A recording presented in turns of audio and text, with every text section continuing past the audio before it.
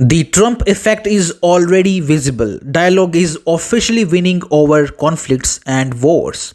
It is clear when Trump said his administration will always stand for peace, he was not making castles in the air. Let's start with the biggest troublemaker in the Middle East, Hamas.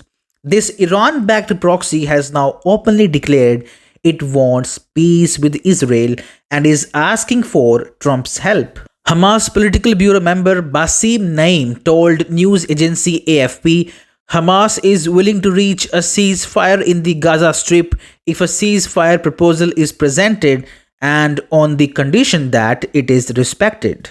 Naim added, "We call on the US administration and Trump to pressure the Israeli government to end the aggression." That is what you call a sudden change of tune. That is what you call Trump's effect.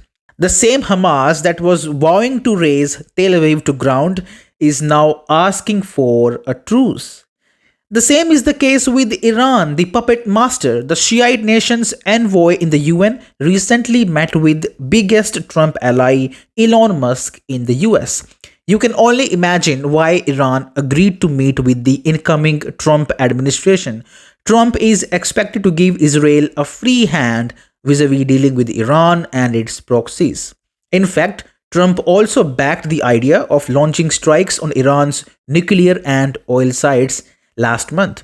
Trump had also mocked Joe Biden for not allowing Israel to hit nuclear sites. Trump said they asked Biden, "What do you think about Iran? Would you hit Iran?" And he goes, "As long as they don't hit the nuclear stuff." That's the thing you want to hit, right?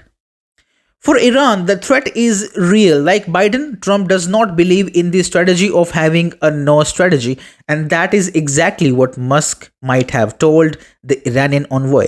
Let's talk about Russia-Ukraine war now. Both EU and Ukraine have also begun coming to their senses.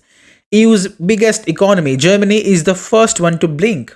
On Friday, Chancellor Olaf Scholz dialed Putin and called on Moscow to engage in talks with Ukraine. Scholz told Putin, "Please work with Ukraine to achieve a just and lasting peace."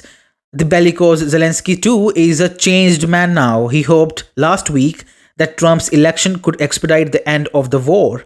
Zelensky said, "Certainly with the policies of this team that will now lead the White House, the war will end sooner."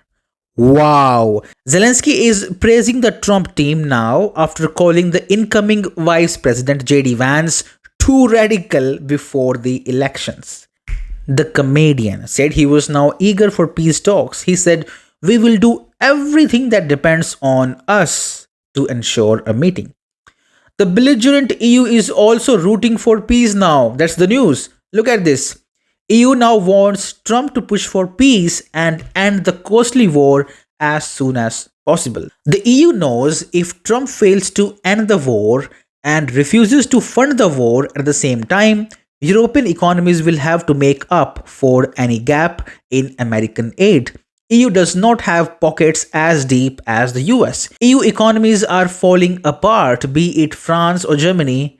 They can't even sustain themselves, let alone a raging war with Russia. The November 5th was truly historic. It was not only Trump that emerged victorious that day, it was also the day when peace, diplomacy, and dialogue won over conflict, war, and hatred.